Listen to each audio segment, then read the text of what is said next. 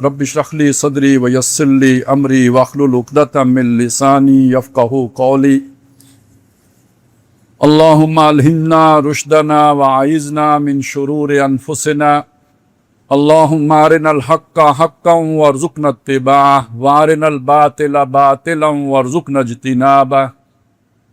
अल्लाहुम्मा वफ़्फ़िक़ना लिमा तुहिब्बु व तर्ज़ा। आमीन या रब्बल आलमीन।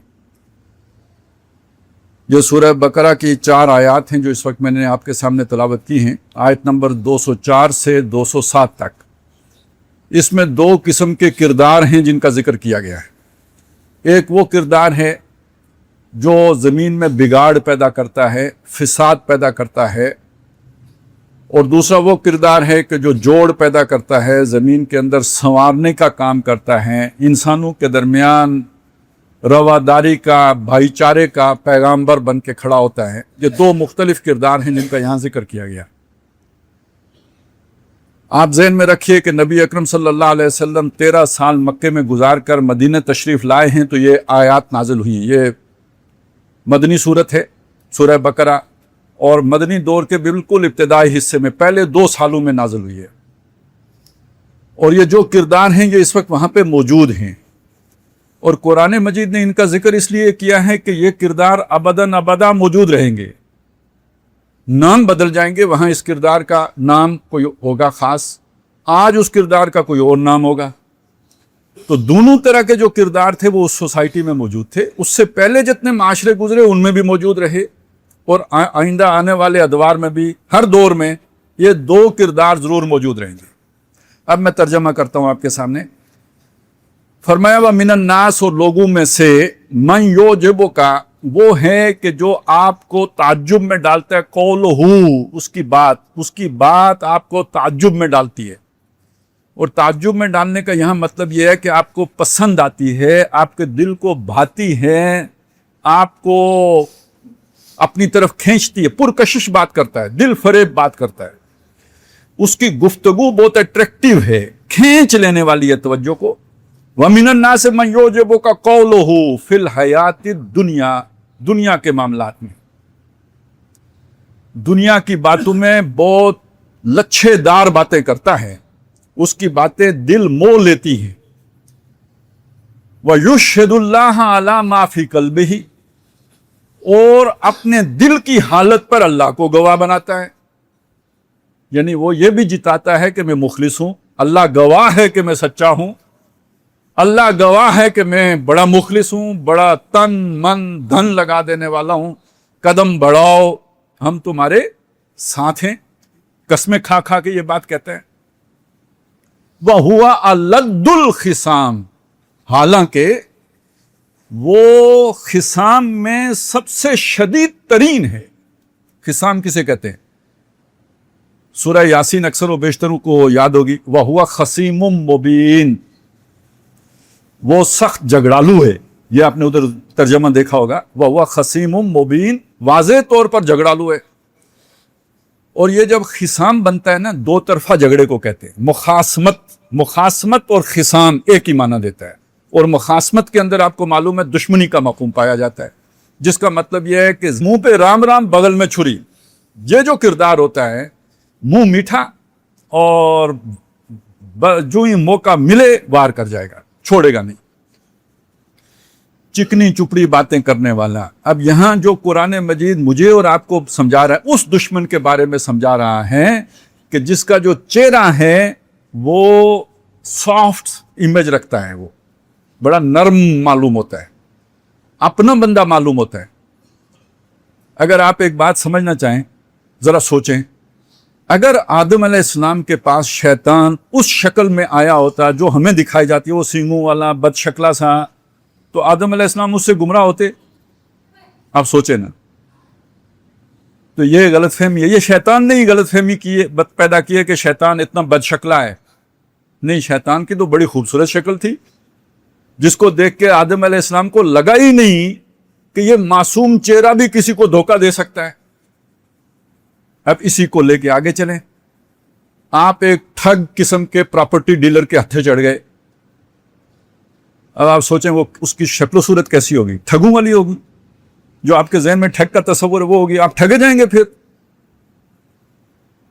بھائی اس کو ہو سکتا ہے اس نے داڑھی بھی رکھی ہوئی ہو، ہاتھ میں تسبیح بھی ہو، 5 وقتہ نمازی بھی ہو، اس نے جو ہے نا اس کے پیشانی کے اوپر نمازوں کے نشان بھی ہوں.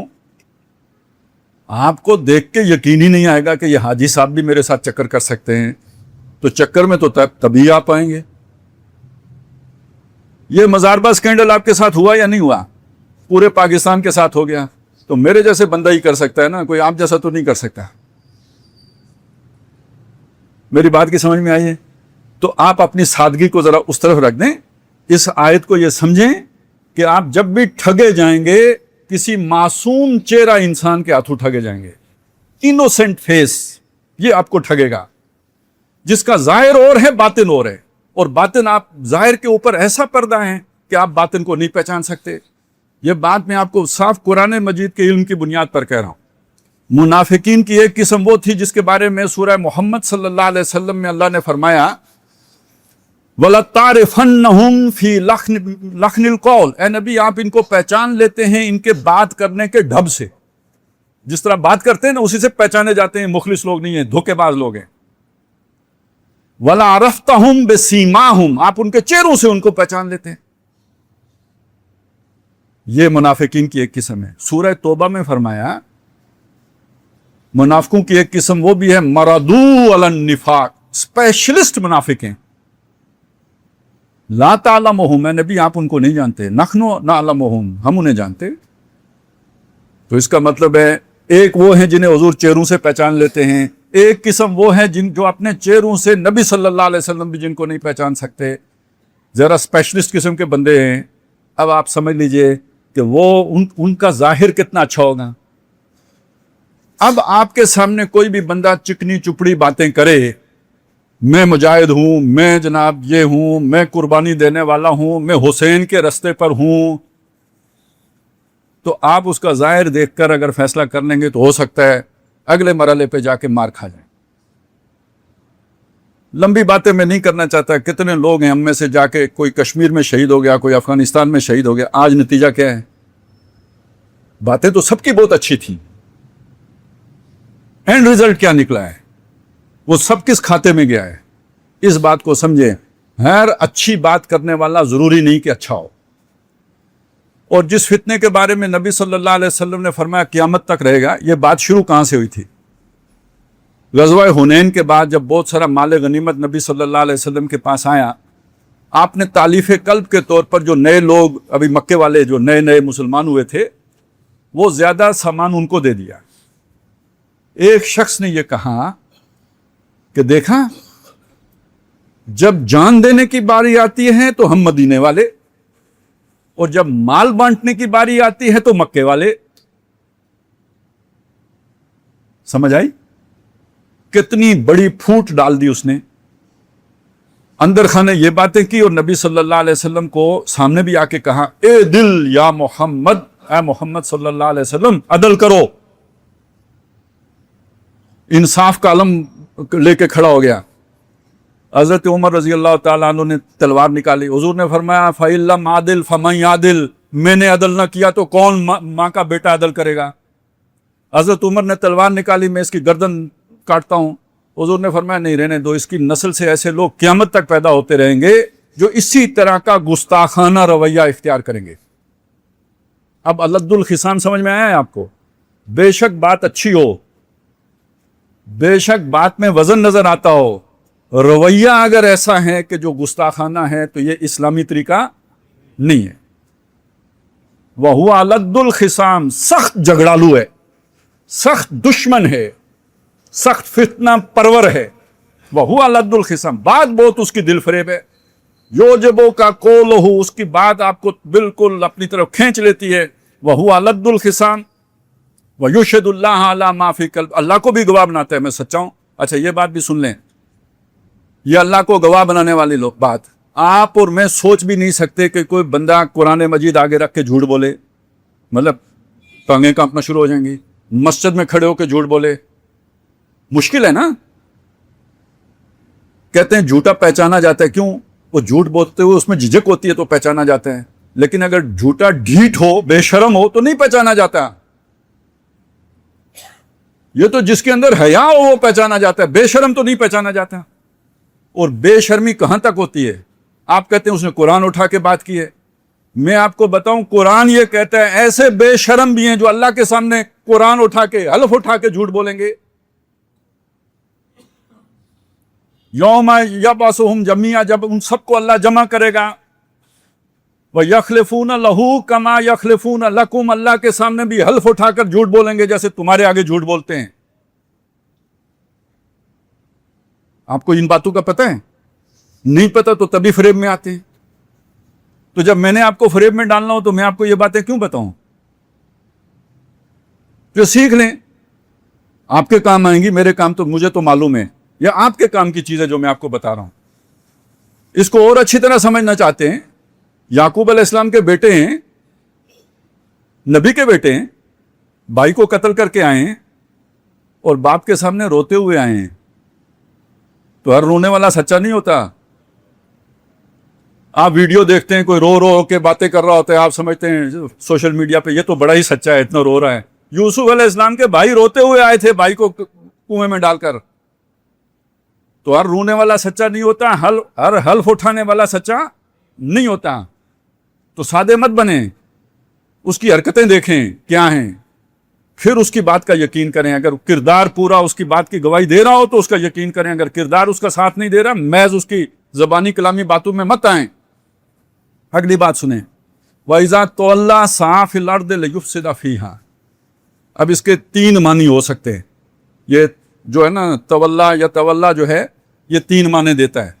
ایک اس کا مطلب ہے مڑ کے جانا, پلٹنا, کسی کے پاس آنا پلٹ کے, جیسے کوئی ابھی میرے پاس آئے یہاں سے واپس چلا جائے, یہ بھی تولا ہے, واپس ہو گیا. ایک آپ کو پتہ ہے مسجد کا متولی ہوتا ہے, جس کے پاس اختیار ہوتا ہے, اس کی یہ مطلب بھی اس کے اندر شامل ہے. جیسے والی مکہ, مکہ کا جو گورنر ہے اسے والی مکہ کہیں گے, یعنی جو مختار ہیں, جس کے پاس اختیار ہیں.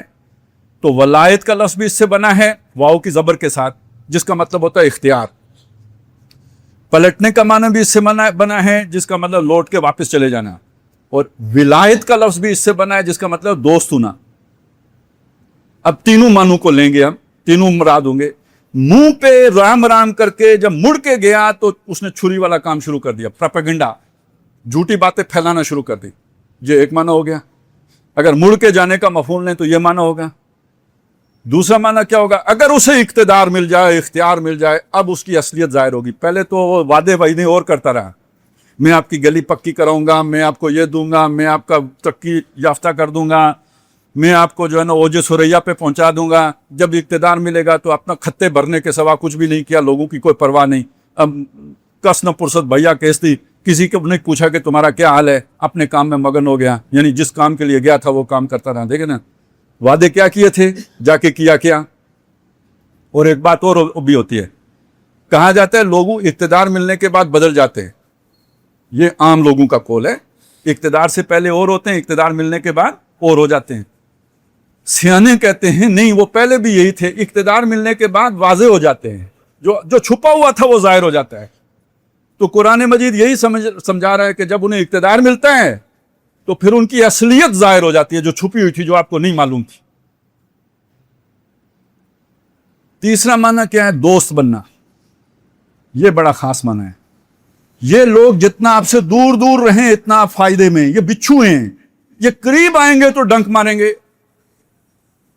آپ کے رازوں سے واقف ہوں گے, آپ کی کمزوریوں سے واقف ہوں گے, اور آپ کو نقصان پہنچائیں گے. ان کو فاصلے پہ ہی رکھنا آپ کے لیے مفید ہے. وَاصْبِرْ نَفْسَكَ مَعَ الَّذِينَ يَدْعُونَ رَبَّهُمْ بِالْغَدَاةِ وَالْعَشِيِّ يُرِيدُونَ وَجْهَهُ. اپنے قریب بس انہی کو رکھو جو اللہ والے ہیں, جوڑ ان کے ساتھ, باقیوں سے گزرا. کم از کم جو ہے نیوکلس میں مت آنے, جو الیکٹران پروٹران کی سطح پہ رکھو, قریب مت آنے دو, کیونکہ جو ہی قریب آئیں گے ڈنک ماریں گے. وَإِذَا تَوَلَّىٰ سَعَىٰ فِي الْأَرْضِ. تو جب قریب آیا یا مڑ کے گیا یا اقتدار ملا, اس نے کوشش کی زمین میں لِيُفْسِدَ فِيهَا, تاکہ اس میں فساد مچائے, بگاڑ پیدا کرے. وَيُهْلِكَ الْحَرْثَ وَالنَّسْلَ, اور کھیتی بھی برباد کرے اور نسل بھی برباد کرے. یہ خود ایک بہت لمبا ٹاپک ہے، کھیتی برباد کرنا اور نسل برباد کرنا. اس وقت جو ہے نا ٹائم ہمارے پاس کم ہے، میں اس کو چھوڑ رہا ہوں. بس اتنا سمجھیں کہ انسانی نسل کے اندر بگاڑ پیدا کرنے کا مطلب کیا ہے. صالح نسل وہ ہے کہ جو نکاح سے پیدا ہو، اور فسادی نسل کون سی ہوگی؟ جو بغیر نکاح کے پیدا ہو، بورن وداؤٹ اینی ویڈ لاک، جو صدر کلنٹن نے کہا تھا. ہماری اکثریت ایسو پر مشتمل ہوگی. تو جو ایک فسادی عمل کے نتیجے میں پیدا ہوئے ہوں، انہوں نے دنیا میں فسادی پھیلانا ہے. سمجھ آئی نا میری بات کی؟ تو وہ پھر ایسے قوانین بنائے گا کہ گھر تباہ ہوں، جیسے آج کل بن رہے ہیں. بیوی کو گھور کے دیکھا 3 سال قید، بیوی کے ساتھ ماں باپ کو رکھ لیا 3 سال اس کی مرضی کے بغیر 3 سال قید، بیوی کو ڈانٹ دیا تو 3 سال قید. بندہ کہے بھائی بیوی رکھنے کی کیا ضرورت ہے؟ تو اصل مقصد تو پھر یہ ہوا نا کہ بیوی رکھو ہی نہ، بہت نقصان ہے، 3 سال کے لیے اندر ہو جاؤ گے. اس اکیلی کی گواہی کافی ہے. جو گھر تباہ کرنے والی بات کیا ہے یا نہیں؟ اور گھر تباہ ہوں گے تو نسلوں میں فساد آئے گا یا نہیں آئے گا؟ میں نے صرف ایک مثال آپ کو دے دی، باقی چھوڑے بعد میں دیکھیں گے، کبھی موقع ملا تو بیان کر دوں گا. آخری بات کیا کہی؟ واللہ لا یحب الفساد، اور اللہ تعالیٰ فساد کو پسند نہیں کرتا. یہ جو فساد ہے نا اور یہ جو اصلاح ہے، اس میں کوئی اتنا باریک فرق ہے، کوئی ایسا باریک فرق ہے، یہ کرنا ہی بہت مشکل ہے. ہر فساد اصلاح کے پردے میں کیا جاتا ہے. اسی سورہ بقرہ کے دوسرے رکوع میں فرمایا وَإِذَا قِيلَ لَهُمْ لَا تُفْسِدُوا فِي الْأَرْضِ، جب ان سے کہا گیا زمین میں فساد مت مچاؤ، قالوا انما نحن مصلحون، انہوں نے کہا ہم تو اصلاح کر رہے ہیں، ہم فساد تو نہیں کر رہے ہیں، ہم اصلاح کر رہے ہیں. یہ اب اللہ کہتے ہیں کہ الا انہم هم المفسدون ولکن لا یشعرون، سن رکھو کہ یہ فسادی ہیں لیکن انہیں اس کا شعور نہیں ہے، یہ نہیں جانتے کہ ہم فساد میں، وہ اپنے تئیں اصلاح کر رہے ہیں لیکن وہ فساد مچا رہے ہیں. تو وہ ایسی اصلاح دیکھیں، وہ بھی اصلاح کر رہا تھا نا، اے دل یا محمد، ایسی اصلاح کی کوشش کہ جس کے نتیجے میں خون خرابہ ہو، ایسی اصلاح کی کوشش جس کے نتیجے میں بستیاں ویران ہو جائیں، ایسی اصلاح کی کوشش کہ جس کے نتیجے میں بلوائے عمومی ہو جائے. یہ اصلاح ہوئی یا فساد ہوا؟ تو اللہ تعالیٰ، یعنی ایک بات اتنی تو سمجھ لو نا کہ اللہ کو فساد پسند نہیں، اللہ کے نام پر فساد نہ مچاؤ. اصل بات یہ ہے، یعنی جسے آپ کہیں نا باٹم لائن، وہ یہ ہے، اللہ کے نام پر فساد نہ مچاؤ. اللہ کو فساد اچھا نہیں لگتا، اللہ فساد کو مٹانا چاہتا ہے، فساد کو بڑھاوا نہیں دینا چاہتا. اب یہ ہے وہ کانٹے کی بات جس سے آپ کو کسی کی شخصیت کا پتہ چلے گا، یہاں سے سمجھ میں آئے گی وہ کیسا آدمی ہے. اصل بات یہ فرمایا وَإِذَا قِيلَ لَهُ، جب اس سے کہا گیا اتق اللہ، اللہ سے ڈر، یعنی یہ تو فساد مچا رہا ہے، کیا کر رہا ہے، خدا کا خوف کر، اللہ کے سامنے پیش ہونا ہے. جسے اللہ کا ذرا سا بھی خوف ہوگا نا، جب اسے اللہ کا واسطہ دیا جائے گا تو ایک لمحے کے لیے رک کے سوچے گا یا نہیں سوچے گا کہ میں ٹھیک کر رہا ہوں یا غلط کر رہا ہوں. اس کا معاملہ کیا ہے؟ فرمایا اخذتہ العزت بالاسم، اس کی عزت نے اسے گناہ پر پکڑ لیا. یہ پکڑ لیا کا مطلب یہ ہے کہ جیسے میں یہاں سے نکلنا چاہ رہا ہوں، آپ مجھے پکڑ لیں، نہ جانے دیں. آپ کے وعظ اور نصیحت سے وہ گناہ سے نکل سکتا تھا، لیکن اس کی عزت نفس نے اسے روک لیا کہ اس کی بات اگر تم نے مان لی تو تم کس بات کے لیڈر ہو؟ تم نے مان لیا کہ مجھ سے غلطی ہو گئی تو تمہاری عزت تو جاتی رہے گی. تم تو بہت بڑے فلاسفر ہو، تم الحکیم ہو، تم سے تو غلطی ہو ہی نہیں سکتی. اپنے تئیں اپنے آپ کو کوئی ایسی بلا سمجھتا ہے کہ مجھ سے غلطی نہیں ہو سکتی، اور اگر میں نے مان لیا کہ مجھ سے غلطی ہو گئی تو میری تو عزت جاتی رہے گی. تکبر اس درجے میں ہے. اخذت العزت، اس کی عزت نے پکڑ لیا، بالاسم، گناہ کے اوپر جازم کر دیا، گناہ نہیں چھوڑنا. گناہ چھوڑ دیا تو عزت چلی جائے گی. فحسبہ جہنم، آپ کو وہ جتنا بھی معصوم لگے، آپ کو وہ جتنا بھی دلارا لگے، آپ کو وہ جتنا بھی پیارا لگے، ایسا شخص، ایسا کردار، اس کے لیے اللہ کا فرمان یہ ہے، اس کے لیے دوزخ ہی کافی ہے. اسے اب اللہ نہیں سکھائے گا. یہ اصل میں آدمی غلطی کرے، تھوڑا تھپڑ پڑ جائے اللہ کی طرف سے، بندہ سیکھ جاتا ہے. اب اللہ اسے تھپڑ نہیں مارے گا، کوئی اس کا نقصان نہیں ہوگا دنیا میں. بکٹک دوڑتا چلا جائے گا، اس کی ہر جو ہے نا پانچوں گھی میں ہو جائیں گی. مٹی کو ہاتھ لگائے گا سونا بن جائے گا. وہ سمجھے گا میں تو بڑا لاڈلا ہوں، حالانکہ وہ اللہ نے استدراج میں ڈال دیا اسے کہ یہ اب دوزخی میں جائے گا. फहस्बुहु जहन्नम वला बिसल मिहाद, बहुत बुरा बिछौना है। दुनिया में तो उसने बड़े तख्त और ताराज देख लिए, लेकिन अब आखिरत में उसके लिए ये बुरा बिछौना जो है, ठिकाना, ये दोज़ख का होगा। अब देखें, कुरान मजीद सिर्फ एक तस्वीर नहीं पेश करता, वो हमेशा दूसरी तस्वीर भी पेश करता है, क्योंकि उसूल है कि चीज़ें पूरी तरह उजागर होती हैं अपने अजदाद से, ज़िद से, मुख्तलिफ चीज़ से। मतलब देखें ना, गर्मी का तस्वुर तभी कायम होता है जब ठंड का तस्वुर मालूम हो। अंधेरे का तस्वुर रोशनी के साथ जुड़ा हुआ है। मुसलसल अंधेरा ही होता, रोशनी होती ही नहीं, तो हम अंधेरे के नाम से ही वाकिफ नहीं होते। तो ये चीज़ें एक दूसरे के ज़िद से पहचानी जाती हैं। तोरफुल अशिया बे अजदादिहा, अरबी का मकोला है कि चीज़ें अपनी ज़िद से पहचानी जाती हैं, अजदाद से पहचानी जाती हैं। ये जो करैक्टर बयान हुआ है, इसका मुखालिफ करैक्टर क्या है, सुने। वमिनन नास, और लोगों में वो भी है, यशरी नफ्सहू, जो अपना आप बेचता है, इसका नफ्स इसे रोकता है गुनाह पर। और ये वाला जो है दूसरा किरदार, इसका नफ्स फरोख्त शुदा है, बिका हुआ है। किधर बिका हुआ है? इब्तगा मर्दातिल्लाह, अल्लाह की खुशनुदी हासिल करने में उसने बेच दिया है। जान जाती है, माल जाता है, आबरू जाती है, इज्जत जाती है, उसे कोई परवाह नहीं, अल्लाह राजी रहना चाहिए।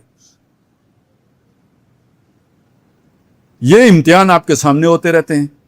जो आदमी ऐसा है कि किसी अपनी शय की परवाह ना करता हो, अल्लाह को नाराज नहीं करना, अल्लाह को राजी रखना है, ये वो शख्स है जो अपने दावे में सच्चा साबित होगा। और जिसके अंदर जिसका ये किरदार नहीं है, वो फिर दूसरे किरदार का आदमी है, उससे बच के रहें। हो सकता है अल्लाह उसे जन्नत में ले जाए, आप उसे अपना रहनुमा न बनाए, मारे जाएंगे।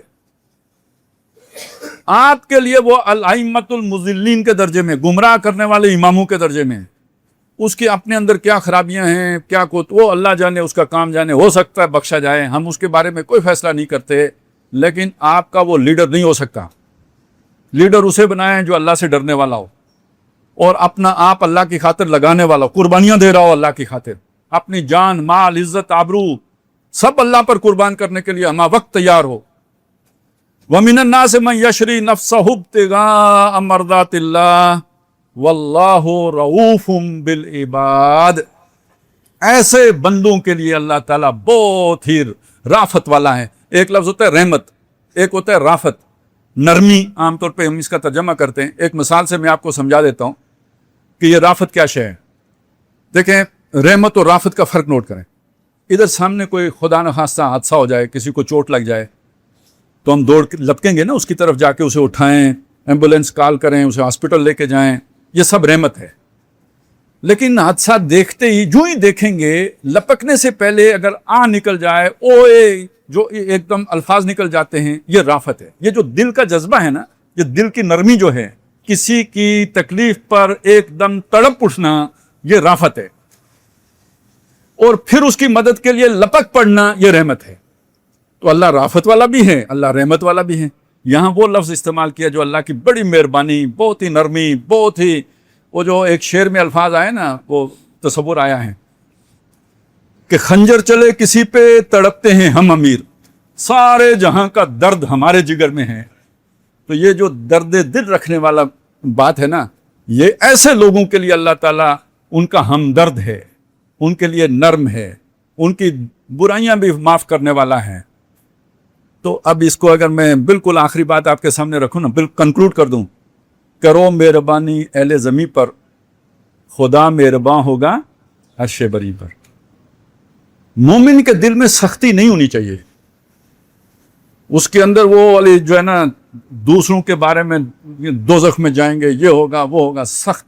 अल्लाह के नबी सल्लल्लाहु अलैहि वसल्लम ने फरमाया, जो नरमी से महरूम कर दिया गया, कुल खैर से महरूम कर दिया गया।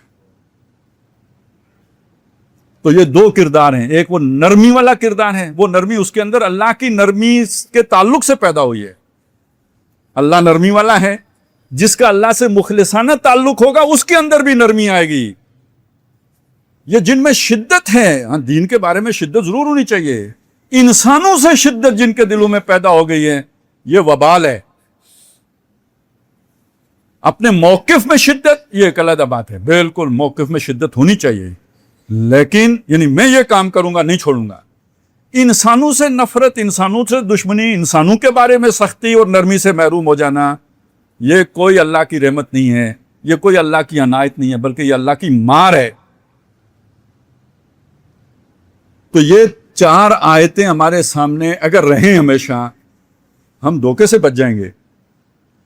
جو ہمیں دنیا میں دھوکہ دیتے ہیں ان سے بھی بچ جائیں گے، اور جو ہمیں آخرت کے بارے میں دھوکہ دیتے ہیں ان سے بھی بچ جائیں گے، اور سب سے بڑی بات کہ زمین کے اوپر فساد پھیلانے سے بچ جائیں گے۔ ہمارے کسی فیصلے سے کسی کی انگلی بھی کٹ جائے تو ہم مکلف، اپنی انگلی کٹے تب بھی اللہ کے سامنے جواب دیں، یہ میری انگلی تو نہیں ہے، امانت ہے میرے پاس، میں اس کے بارے میں جواب دہ ہوں۔ کسی کی جان چلی جائے، کوئی مارا جائے، کسی کی ہڈی ٹوٹ جائے تو جس نے فیصلہ کیا کیا اس سے نہیں پوچھا جائے گا؟ تو وہ اس ساری بات کو ذہن میں رکھ کر فیصلے کیے جاتے ہیں۔ تو اللہ تعالیٰ ہمیں توفیق عطا فرمائے کہ یہ دین کی یہ باتیں بھی ہمیں سمجھ میں آئیں۔ نماز روزہ جیسے سمجھنا ضروری ہے، ایسے تو ماں باپ نہیں سمجھاتے۔ مجھے بتائیں، جیسے اللہ نے یہ باتیں ہمیں سمجھائی ہیں، ماں باپ نے کبھی سمجھائیں؟ تو اللہ رؤوف الرحیم ہے، تو اس کی رافت و رحمت کے یہ مظاہر ہیں نا، جس طرح اس نے ہمیں سمجھایا۔